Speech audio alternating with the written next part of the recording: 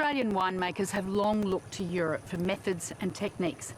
But this story takes us to an Italian wine region and two growers who got inspiration here, down under, to help revitalise their industry. Videographer Nick Castellaro and Peter Colquhoun take us there.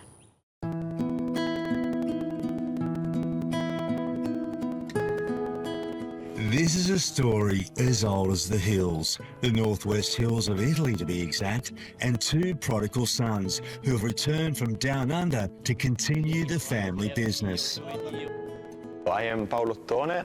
I was born in a little village near Casale Monferrato in Piemonte, the northwest part of Italy. My family are born here for generations and generations, and up to 1700 we are here in Celemonte. The area is synonymous with winemaking, the lifeblood of the region. And after a trip to Australia, these two childhood friends realised they too have wine in their veins.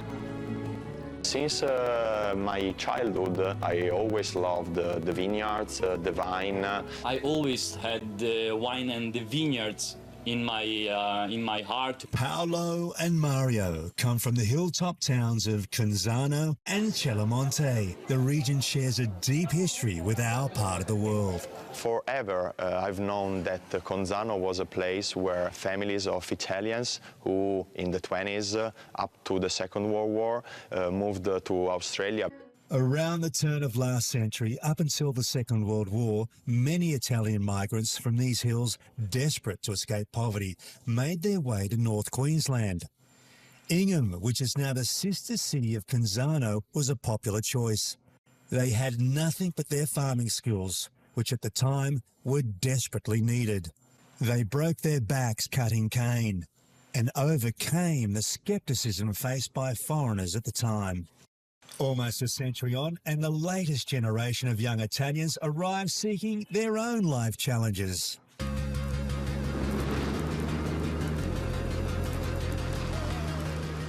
While trying to find their feet, Paolo and Mario dived into everything on offer while on a trip to Oz in 2018. But their goal was to learn from our local winemakers. I was looking for the oldest vineyards in Australia. Yes, they are in the Hunter, but I was looking for reds. So I ended up in the Barossa. Allora, I did work in Australia, I did work in wine in Australia. Si mettono già degli acidi. As soon as I got to Australia and learned about wine even more, I really got attached to that. Hola, Oscar! It was a very nice time of my life. I was seeing fruit and winemaking every day. The difference between Italian winemaking and Australian winemaking is the recipe, okay? In Italy, the country where you go, and when I say country, I mean all those small areas, have their own recipe. In Australia, there is not. There's just a lot of influences, Italian, Germans, of course, Frenches, and so the result is that the making there is something more unique, something more one of a kind. So what I brought back from Australia is this idea of working with no recipe, okay? So every year thinking, is this vineyard gonna make a good red? Is this vineyard gonna make a good sparkling base?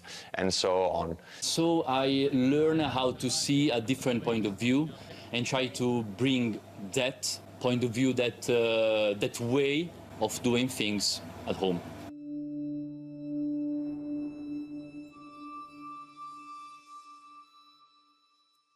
It is the original building. It was made roughly 1,000 years ago. Mario's family home is an 11th century fort that once stood to defend the village of Celemonte. That's it. Entering the winery side, so historic winery. The fort provides the perfect environment for storing wine. So this is 11th century tank. Basically, every step is 1 degree or 2 degrees less. So we are here around 15 degrees and outside is 30, 32. These subterranean vaults are carved from natural caves, unique to the region. In 2014, they were elevated to World Heritage status by UNESCO. In the UNESCO heritage that we have right here in this village and in these villages, and it is the Infernote. Infernote means basically these little caves where our secret wine caves. Cellamonte is right in the middle, and we have our 8 villages all around. All the villages have these kind of caves. And so that's why everyone different. This one is like a corridor. We have someone that is round, someone that has the table carved inside. So really, as the farmer wanted to do it. So out of these 3, this is from Cellamonte, so probably I would taste this for that reason. As the two friends set to work establishing their own winemaking business, they are constantly reminded of how deep the Australian intergenerational migrant connections remain. If you ask to the people in Conzano, they will definitely tell you that they've had the relatives that flew to Australia back in times. If you come to Piazza Australia, you will be able to see a kangaroo jumping inside of a window. That is the remarkable sign that the village of Conzano and the Hincam has been linked over the years. If you want to know the Italian for Skippy, you can just have a look here. The Italian for kangaroo is canguro.